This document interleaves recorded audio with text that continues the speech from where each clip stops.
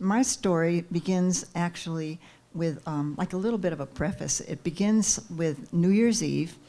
I had been dating a fellow from college, and he and I went out with a couple that were just about to be married in another month, and their names are Jerry and Nan, and we all went to the same school, and we had a good time. And so toward the end of the evening, Nan said, "Gee," she said, "we had such a good time." She said, "Wouldn't you like to be a bridesmaid?"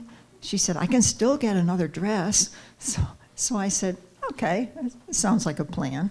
So that's what happened. And just about a month after that was their wedding. And in Connecticut, where I'm from, they predict snow or they predict a blizzard or something, but most people don't pay any attention to it, Maybe it will happen, but maybe it won't. So anyway, the date was set, I believe it was February 4th, and I drove down. I lived in northern Connecticut, and I drove down to East Haven, and it was starting to snow a little bit, and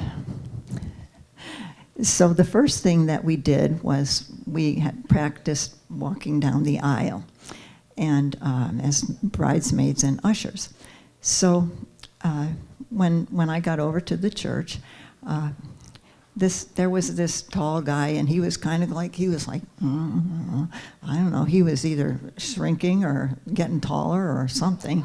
And so finally he wound up with me. And I think he sort of planned that a little bit, I understood afterwards. But we were walking down the aisle and kind of getting acquainted. And I guess, the real reason that I was to be part of this wedding was because I had been dating George, and he was the best man, and so he wasn't walking down the aisle. So that night, we went our separate ways, and I stayed with the other girls, and we stayed at Nancy's parents' house, and it really, really snowed. And the guys went to a place that I sort of called the Fleabag Motel. Oh. Do you remember the carpet in those motels, that dark brown shag? It hides a lot of things. So anyway, that's where the guys were staying. So I gotta get my story straight. So we went to the church, and we were going to go to the church in the morning, but when we looked out the window, it was just like a winter wonderland. It was beautiful. It was just snow everywhere, and the snow was drifting, and it was over the roads, so you couldn't see where the road ended and the sidewalk, And the reason it was like that was because in East Haven, it's very near the Connecticut Turnpike, and it's very important that they send their snowplows to the Connecticut Turnpike. And so the people in the town just have to lump it, just wait your turn. So anyway, Nancy's, the bride's father, was getting a little bit upset, and so he thought, he had a little bit of a brainstorm. He said, "I have this friend who's a farmer, and he's got a little farm outside of town, and I'm going to give him a call." So he called his friend, and he said, "My daughter's getting married today, but we can't even see how to get to the church, and there's nothing plowed." So his friend said, "I'll be over with my tractor." So he came with his tractor with a snowplow on it, and he did a really nice job. He plowed all the way down to the church, and even plowed and got our cars out so we could get our cars down by the church. And then he went over to the Fleabag Motel, and he got the guys out and got them over to the church. So we were all ready for this wedding, and there were all of at least 25 of us there. That was including the bridal party. And I just felt so sorry for Nancy's parents because they had invited like 100 people, and Nancy and Jerry were leaving right after the wedding to go to New York to the airport, and they were flying off to Italy. He was in the Navy, and that's where he was going to be stationed. And so they wanted all their relatives to come and say goodbye to Jerry and Nan, and so that didn't exactly work out. But anyway, we had a nice, intimate, very sweet little wedding, and after it was over, we went into the church hall, and we found all the goodies that the caterer had left the night before.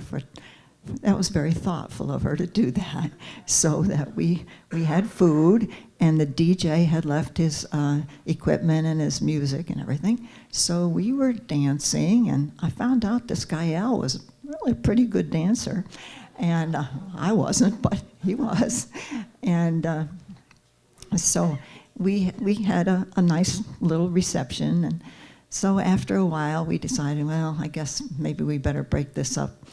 And but then the girls said, there's no way we're going back to Nancy's parents' house, because those poor people, what they have suffered with this awful, weather that held up everything, and nobody could get to the wedding. And so the girls went and bravely ordered a room at the Fleabag Motel. Yeah. So we got there, and the guy said, well, come on over when you got your stuff away. So we went over, and we were having a nice little party, and all of a sudden there was this shriek, my pearl, my pearl. I thought, oh my gosh. Well, the littlest bridesmaid was Al's passenger when he came up from New Jersey. She was a classmate of his in high school, and she had this gorgeous pearl ring that her dad had bought her when they had lived in Japan for a couple of years. And can you imagine, you look down, here's this just 4 dead prongs just sticking out there, and a beautiful pearl. So we said, don't worry, we're gonna find the pearl. Ooh, you know what I'm talking about. So Al and I dove under the first bed, and we were, feeling through the brown shag. Oh gosh. So along came, he was starting to ask me for a date, and under the bed, he often tells people now that he asked me for a first date under a bed in a motel. It always goes over big. So anyway, all of a sudden this girl on the other side of him is whacking him on his hip, and she's going, Al, you don't want to ask her out. She is not your type. And this girl was just like a little square little girl. And she said, she is not your type. She is such a grind. She is always studying. She never has any fun. She said, but I have fun. So anyway, all of a sudden somebody said, found the pearl. I said, oh, thank you, Lord. Then we quickly escaped. We wriggled out backwards out from under the bed and from our friend on the other side there. So that worked out pretty well. And we had a good time at our little party with the guys, and it was a pretty fun time after all. So then we actually did start dating, and it was long distance from northern Connecticut to New Jersey. But one weekend I'd go to his parents' house, and then another weekend he'd come to mine. And so it worked out pretty well. And so we got engaged in June. We met in February and got engaged in June. And then I had been teaching school, and I thought, we thought we'd maybe like to be a little closer together, so we went out looking for a teaching job for me in the summer, right before Labor Day. But anyway, it worked out all right. I did get a job, and I was only about 5 miles away from where they lived. And his parents, he lived with his parents, and I had room and board with his parents, really dear friends, 2 doors away. Because in those days, people didn't live together before they got married. You know, that didn't happen.